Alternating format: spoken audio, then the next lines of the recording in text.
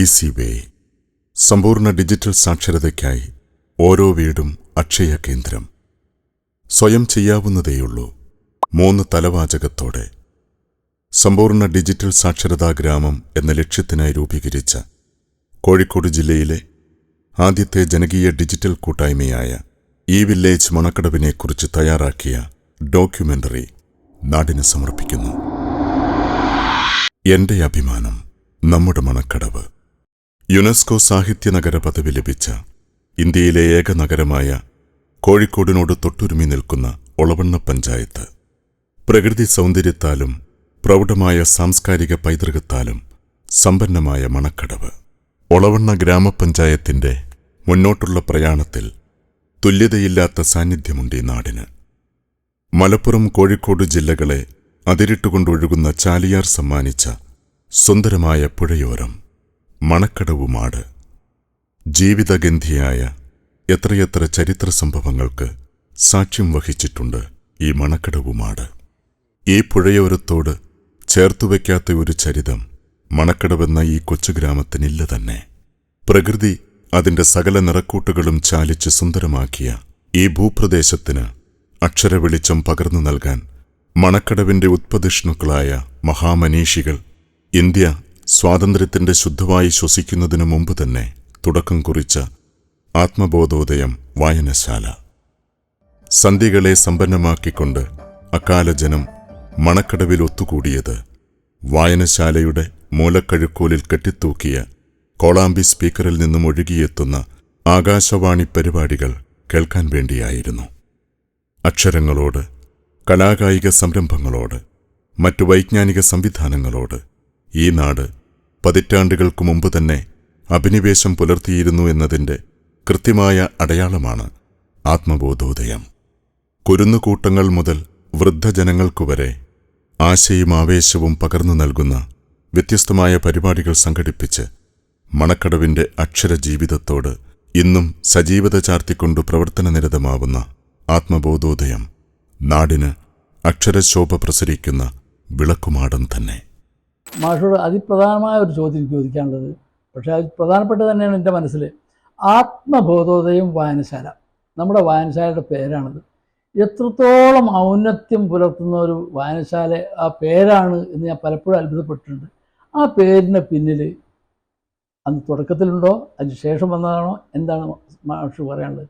ആത്മബോധോദയം എന്ന ഈ ഒരു പേര് താലൂക്ക് ലൈബ്രറി കൗൺസിലിൻ്റെയും അതേപോലെ തന്നെ വായനശാലകളുമായി ബന്ധപ്പെട്ട അനുബന്ധ യോഗങ്ങളിലൊക്കെ പോകുമ്പോൾ തന്നെ ആത്മബോധോദയം വായനശാലൻ്റെ ഭാരവാഹികളെ ഒരു പ്രത്യേകമായിട്ട്, അപ്പോൾ സ്വാഭാവികമായി അതിൽ അഭിമാനം തോന്നിയിട്ടുണ്ടാന്ന് ആ ഒരു രീതിയിൽ. അപ്പോൾ ആത്മബോധോദയം എന്ന ഈ ഒരു പേര് നമ്മുടെ വായനശാലക്ക് നിർദ്ദേശിച്ചത് പ്രഥമ പ്രസിഡന്റായിരുന്ന PM ചാത്തുമാഷാണ് എന്നാണ് ഞാൻ അന്വേഷിച്ച് കണ്ടെത്തിയത്. ആ കാലഘട്ടത്തിലുള്ള ഏറ്റവും മുതിർന്ന ആൾ ഇന്ന് ജീവിച്ചിരിക്കുന്ന 90കളിൽ എത്തി നിൽക്കുന്ന M ബാലൻ മാഷ് എന്നോട് പറഞ്ഞതാണ്.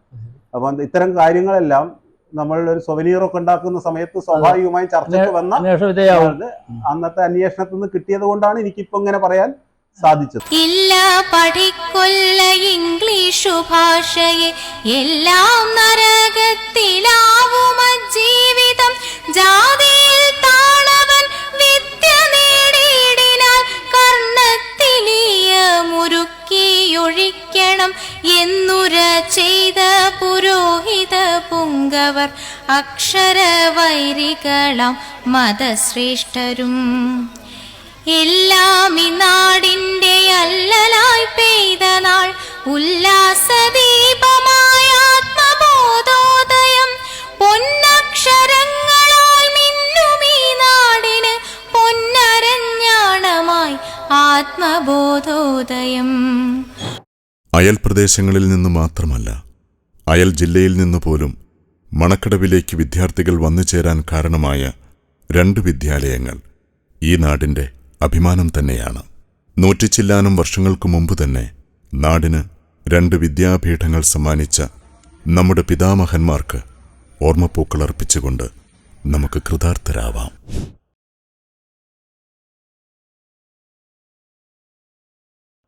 ശാസ്ത്ര സംവാദങ്ങൾ, സാഹിത്യ ചർച്ചകൾ, കൈയെഴുത്തു മാസികകൾ, നിരവധിയായ സുവനീറുകൾ, സമ്പന്നമായ ഒട്ടേറെ രചനകൾ, ഒപ്പം പഞ്ചായത്തിലെ തന്നെ ആദ്യത്തെ പുസ്തകമേള മണക്കടവിൽ സംഘടിപ്പിച്ചതടക്കമുള്ള നമ്മുടെ അക്ഷരസംസ്കൃതിയുടെ പാരമ്പര്യവും യുനെസ്കോ സാഹിത്യനഗര പദവി കോഴിക്കോടിന് ലഭ്യമാക്കാൻ കാരണമായിട്ടുണ്ടെന്നത് നമുക്ക് ആത്മഹർഷം നൽകുന്നതത്രേ. അതിരുകളിലെ ഉദ്യാനങ്ങൾ സുഗന്ധം പ്രസരിപ്പിക്കുന്നത് തൊട്ടടുത്ത ഭൂമികയിലേക്കാണെന്നതുകൊണ്ടുതന്നെ പതിറ്റാണ്ടുകളുടെ നമ്മുടെ സാഹിത്യ സാംസ്കാരിക പൈതൃകം കൂടിയാണ് നമ്മുടെ കോഴിക്കോടിന്റെ സാഹിത്യനഗര പദവിയെന്നത് അഭിമാനപൂർവം നാം തിരിച്ചറിയുന്നു. അറിവില്ലെങ്കിൽ നാമില്ല, വായിക്കാതെ വളരല്ലേ, വായന നൽകും ആനന്ദം, വായിച്ചാലേ അറിയൂ നാം, വായിച്ചാലേ അറിയൂ നാം. അറിവാണമൃതമെന്നറിയുക നാം, വായന വ്രതമാക്കിയിടുക നാം. അറിവിൻ മുന്നിൽ ആരുടെ തലയും താഴ്ന്നിടുമെന്നും അറിയുക നാം, താഴ്ന്നിടുമെന്നും അറിയുക നാം. അമ്മിഞ്ഞ പാലു തന്നുമ്മ വെച്ചമ്മയെ ഉള്ളം അറിഞ്ഞറിഞ്ഞിടുവാൻ വായന. അമ്മിഞ്ഞ പാലു തന്നുമ്മ വെച്ചമ്മയെ ഉള്ളം അറിഞ്ഞറിഞ്ഞിടുവാൻ വായന. അക്ഷരം നാവിൽ കുറിച്ച ഗുരുവിൻ്റെ ശിക്ഷണം ഹൃത്തിലുറച്ചിടാൻ വായന. എന്നും പണി ചെയ്തു പോറ്റിയോരച്ഛന് എത്രയും സ്നേഹം ചൊരിഞ്ഞിടാൻ വായന. മാഷ് ഈ നാട്ടിലൊരു അധ്യാപകനാണ്. തൊട്ടടുത്ത് മറ്റൊരു വിദ്യാലയങ്ങളുണ്ട്. 2 വിദ്യാലയങ്ങൾ വളരെ തൊട്ടടുത്ത് ചെയ്യുന്ന ഒരു പ്രദേശം അടുത്ത നമ്മളെ ഏരിയയിലൊന്നും ഉണ്ടാകാൻ സാധ്യതയില്ല.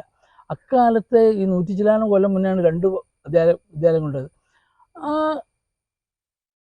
കാര്യത്തിൽ ചിന്തിക്കുമ്പോൾ വിദ്യാഭ്യാസ രംഗത്തോട് ഈ നാടിൻ്റെ കാഴ്ചപ്പാട് എന്തായിരുന്നു? ഈ നാട് വളരെ മുമ്പേ വിദ്യാഭ്യാസ രംഗത്ത് പുരോഗമിച്ച ഒരു പ്രദേശമായിരുന്നു. അത് ഈ സ്റ്റാറ്റ്യൂട്ടറി വിദ്യാഭ്യാസം ആയിരുന്നില്ല എന്ന് മാത്രം. ആ ജനങ്ങളെ സാധാരണ എഴുത്തും വായനയും അതുപോലെ അത്യാവശ്യം സംസ്കൃതം ഒക്കെ പഠിച്ചിരുന്ന ആളുകൾ ഉണ്ടായിരുന്ന ഒരു പ്രദേശമാണിത്. അപ്പോൾ വിദ്യാഭ്യാസത്തോടുള്ള ആ ആഭിമുഖ്യമാണ് ഇങ്ങനെ അടുത്തടുത്ത് തന്നെ 2 വിദ്യാലയങ്ങൾ രൂപപ്പെടാനിടയായത്. ഭാരതി ടീച്ചർ മുന്നിലാണ് ഞാൻ ഇരിക്കുന്നത് എന്ന വ്യക്തമായ ബോധ്യത്തോടു കൂടെയാണ് ടീച്ചറോട് എനിക്ക് ചോദ്യം ചോദിക്കാൻ കഴിയുള്ളൂ. ഭാരതി ടീച്ചർ ആരാണ് എന്ന് ചോദിച്ചാൽ അനന്തമാഷ ഭാര്യയാണ്. അനന്തമാഷ ആരാണ് എന്ന് ചോദിച്ചാൽ വലിയൊരു ഉത്തരം അതിൻ്റെ പിന്നിലുണ്ട്. അനന്തമാഷ വലിപ്പം എൻ്റെ വാക്കുകളിലൂടെ പറഞ്ഞ് തീർക്കാൻ കഴിയില്ല. എന്തുകൊണ്ടെന്നാൽ കേരളത്തിൽ ജോയിൻ ചെയ്തത് പ്രധാന അധ്യാപകനായിട്ട്, പിരിഞ്ഞതും പ്രധാന അധ്യാപകനായിട്ട്, ആ റെക്കോർഡ് അനന്തമാഷയ്ക്ക് സ്വന്തം. ഒരേ സ്കൂളിൽ 35 വർഷം തുടർച്ചയായിട്ട് 36 വർഷത്തോളം പ്രധാന അധ്യാപകനായി എന്നതും അനന്തമാഷയ്ക്ക് സ്വന്തമായിട്ടുള്ള കാര്യം. അതോടൊപ്പം തന്നെ മണക്കടവിൽ നിറഞ്ഞു നിൽക്കുന്ന ഒരു രാഷ്ട്രീയ പ്രവർത്തകനായിരുന്നു അനന്തമാഷ്. നല്ലൊരു സാമൂഹ്യ പ്രവർത്തകനായിരുന്നു. ആ അനന്തമാഷ് പ്രധാന അധ്യാപകനായ സ്കൂളിൽ അദ്ദേഹത്തിൻ്റെ ഭാര്യയായിട്ട് കുന്നംകുള LP സ്കൂളിലാണല്ലോ ജോയിൻ ചെയ്തത്. 5, 6, 7 പിന്നെ വരികയാണല്ലോ. ആ അന്നത്തെ അനുഭവം ചുരുക്കി വരികയാണ്. LP അല്ല UP ആയി മാറിയിരിക്കുന്നത്. 5ാം ക്ലാസ്സിലാണ് ഞാൻ. അന്നത്തെ അനുഭവം ടീച്ചർക്കുണ്ടായ മാനസികമായ വിഹ്വലതകളോ സന്തോഷമോ എന്താണ് ടീച്ചർക്കുണ്ടായ വികാരം ഒന്ന് ചുരുക്കി വരിക്കാമോ? മാഷെ പറ്റിയിട്ട് മുൻകൂട്ടി തന്നെ ഒരു ധാരണ എൻ്റെ മനസ്സിലുണ്ടായിരുന്നു. അത് ശരി. ഒരു സ്കൂളിലെ ഒരു പ്രധാന അധ്യാപകൻ എന്ന നിലയ്ക്കുള്ള ഒരാളുടെ ഭാര്യയായിട്ടാണ് ഞാൻ വരുന്നത് എന്നുള്ളത്.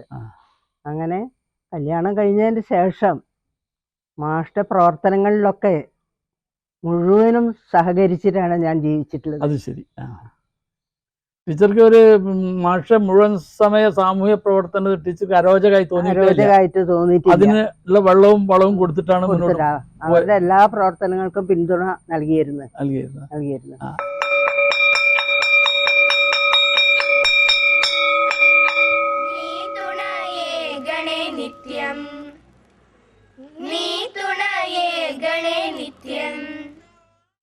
കേരളത്തിലെ കോവിഡ് കോവിഡ് ബാധയിൽ ആശങ്ക രേഖപ്പെടുത്തി കേന്ദ്രം. കേരളത്തിലെ 10 ജില്ലകളിൽ ടെസ്റ്റ് പോസിറ്റിവിറ്റി നിരക്ക് 10%. ഇന്നും രാജ്യത്ത് 6000-ലധികം പേർക്ക് കോവിഡ് സ്ഥിരീകരിച്ചു. 6684 പേർക്ക് പുതിയതായി രോഗം സ്ഥിരീകരിച്ചു.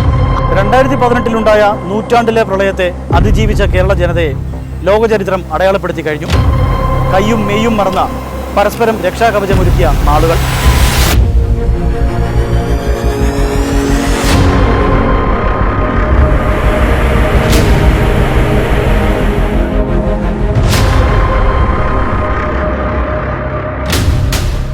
പ്രയാസവേളകളെ മുറിച്ചു കിടക്കാൻ, കൈമേയി മറന്ന് ചേർത്ത് പിടിക്കാനും, ഹൃദയത്തിന്റെ ഭാഷയിൽ വേദന പങ്കുവയ്ക്കാനുമുള്ള മണക്കടവിന്റെ തനതായ പൈതൃകം നാടിന് അനുഭവവേദ്യമായ സന്ദർഭങ്ങളാണ് 2018-19 ദുരിതപൂർണമായ പ്രളയകാലവും ഭൂലോകമാകെ വ്യാപിച്ച കോവിഡ് മഹാമാരിക്കാലവും. ഈ നാടിന്റെ മുച്ചൂടും പ്രദേശങ്ങൾ പ്രളയപ്രവാഹത്തിൽ മുങ്ങി നാടാകെ അന്തിച്ചു പോവുകയും മനുഷ്യജീവിതത്തിന് സമ്പൂർണ്ണ തടയണ പണിയപ്പെടുക ചെയ്തപ്പോഴും ഈ നാട്ടിലെ യുവതയുടെ തുല്യതയില്ലാത്ത പ്രവർത്തനം നാം അനുഭവിക്കുകയുണ്ടായി. പുതുകാല യുവത നിഷ്ക്രിയ യൗവനമാണെന്ന പൊതുവിശേഷണം നിരർത്ഥകമാണെന്ന് ദുരിതകാലത്തെ സന്നദ്ധ സേവന പ്രവർത്തനങ്ങളിലൂടെ മണക്കടവിയൻസ് ഈ നാടിന്റെ ഇന്നലകളിലെ നന്മയെ ഒരിക്കൽ കൂടി അടയാളപ്പെടുത്തി. യുവരക്തങ്ങൾക്ക് ചൂടും ചൂരും നൽകി നേതൃപരമായ പങ്കുവഹിച്ച നാട് നെഞ്ചേറ്റിയ ഷാജി പുഷ്പകുമാരി ജനപ്രതിനിധികൾ ഈ ഗ്രാമത്തിന്റെ ഓർമ്മപുസ്തകത്തിലെ തിളക്കമുള്ള ഏടായി നിലനിൽക്കുക തന്നെ ചെയ്യും. വിട പറഞ്ഞ പുഷ്പച്ചേച്ചിയുടെ ഓർമ്മയ്ക്കു മുമ്പിൽ ഒരു പിടി കണ്ണീർ പൂക്കൾ.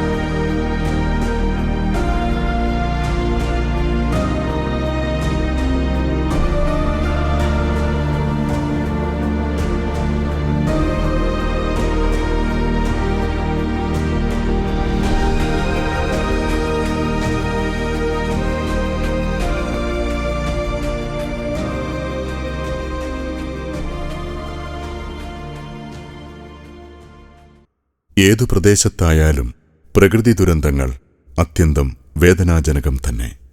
ഷിരൂരിലെ അർജുനും വയനാട്ടിലെ മാഞ്ഞുപോയ ഒരു കൂട്ടം മനുഷ്യരും നാടിനേൽപ്പിച്ച ഹൃദയവേദന വിവരണാതീതം. മണക്കടവിന്റെ സൽപുത്രന്മാരുടെ സമർപ്പണ മനസ്സും ത്യാഗസന്നദ്ധതയും അഭിമാനകരം. ഒപ്പം ഉരുൾപൊട്ടലിന്റെ കാഠിന്യം ലോകമറിയുമ്പോഴേക്കും വയനാടിന് ഭക്ഷ്യവസ്തുക്കളും മറ്റും എത്തിച്ചു നൽകാൻ കഴിഞ്ഞത് ഏറെ സംതൃപ്തവും നാടിന്റെ നന്മയാത്രയിലെ മറ്റൊരു മലർവാടിയുമായി.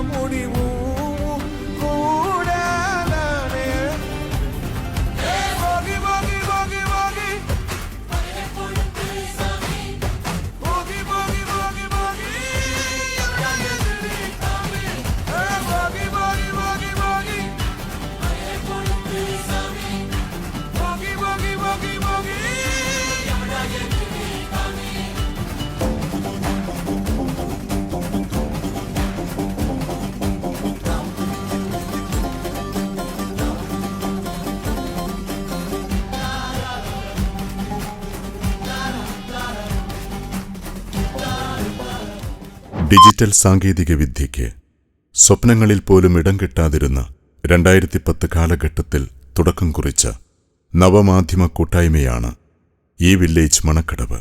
8-9 വാർഡുകളിലെ ജനപ്രതിനിധികളായിരുന്ന K Jayasree, P V Madhavan എന്നിവരുടെ നേതൃത്വത്തിൽ കാലത്തിനു മുമ്പേ സഞ്ചരിക്കാൻ തയ്യാറായ ഏതാനും ചെറുപ്പക്കാരും കൈകോർത്തപ്പോൾ നാടിന് ലഭിച്ച ഡിജിറ്റൽ പ്ലാറ്റ്ഫോമായ ഈ വില്ലേജ് മണക്കടവ് നാട്ടുകാരുടെ സജീവതയിൽ പുഷ്പിച്ചു നിൽക്കുകയാണ്. മൊബൈൽ ആപ്ലിക്കേഷൻ സ്വന്തമായി ക്രിയേറ്റ് ചെയ്ത ഒളവണ്ണ പഞ്ചായത്തിലെ ആദ്യ ഗ്രാമം. ബസ് യാത്രാ സമയക്രമം യഥാസമയം മൊബൈൽ ഫോണിലൂടെ യാത്രക്കാർക്കറിയാനുള്ള സൗകര്യമൊരുക്കിയ ജില്ലയിലെ ആദ്യ നാട്. Blood donors contact list, skilled unskilled workers data തുടങ്ങി ഒരു ഗ്രാമം പൂർണ്ണമായും ഡിജിറ്റലൈസ് ചെയ്തുകൊണ്ട് ഈ വില്ലേജ് മണക്കടവിനെ അടയാളപ്പെടുത്തിയ കാലത്ത് നാം സ്വപ്നേബി കരുതിയിരുന്നില്ല കൈവിരൽ പതിപ്പിച്ച് റേഷൻ സാധനങ്ങൾ വാങ്ങുന്ന ഇക്കാലത്തെക്കുറിച്ച്.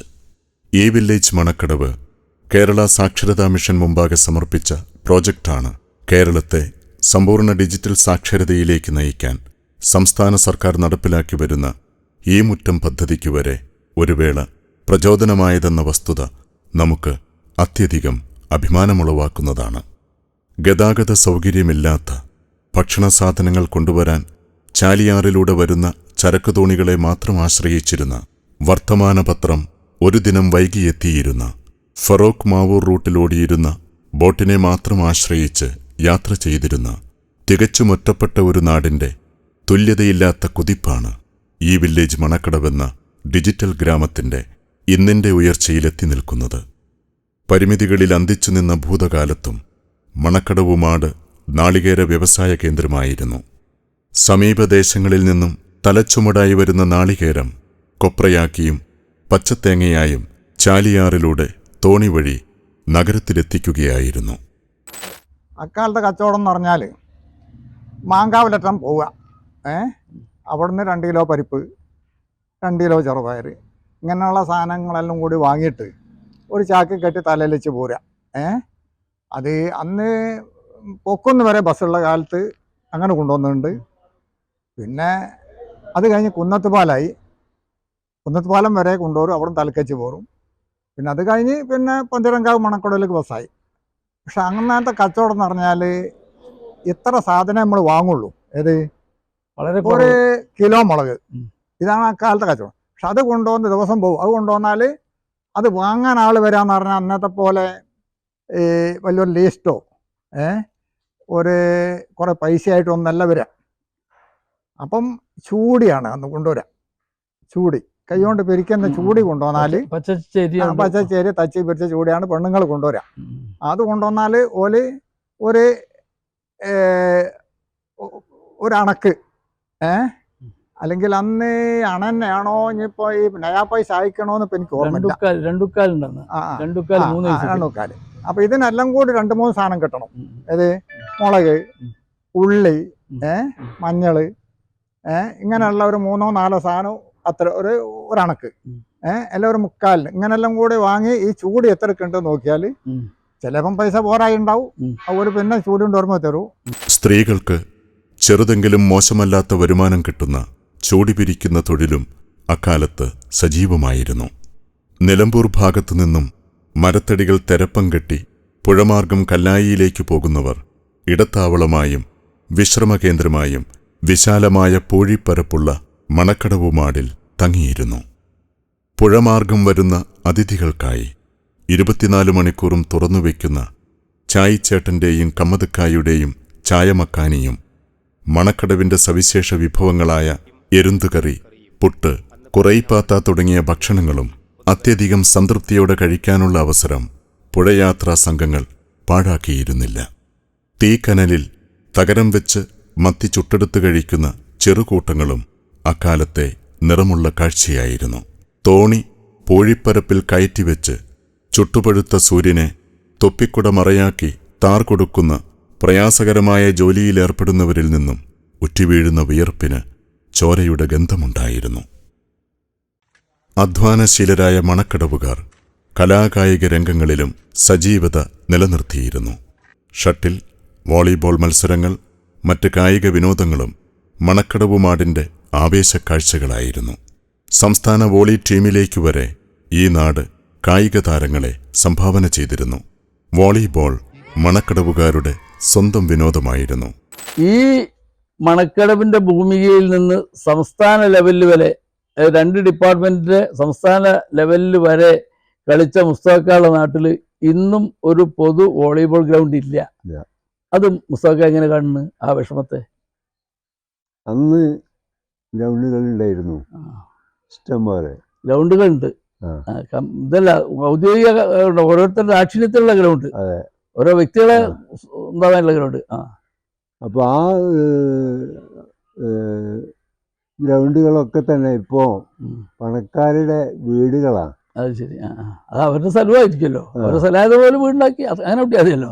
വാങ്ങിയിട്ടും സ്വന്തമായിട്ടും എല്ലാ ഗ്രൗണ്ടുകളൊക്കെ പോയി.